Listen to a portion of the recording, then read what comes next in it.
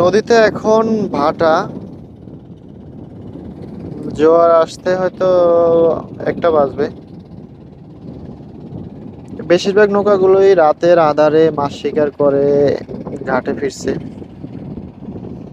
এই নৌকাটিও মাছ শিকার করছে, মাছ শিকার করে ঘাটে ফিরছে, ঘাটে মাছ বিক্রি করে আবার গন্তব্যস্থানে চলে যাচ্ছে।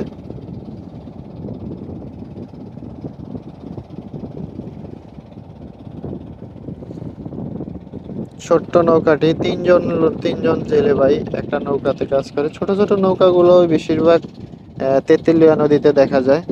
বিশেষ করে বড় বড় যে ডিঙ্গি নৌকাগুলো আছে, বোটগুলো আছে, ওগুলা হয়তো সাগরের দেশে যায় মাছ শিকারের জন্য। ছোট ছোট নৌকাগুলোই বেশিরভাগ সময় তেঁতুলিয়া নদীতে মাছ শিকার করে থাকে। প্রায় সময় অনেক মাছও পেয়ে থাকে এই নৌকাগুলো। মাছও প্রায় সময় পায় ভালোই।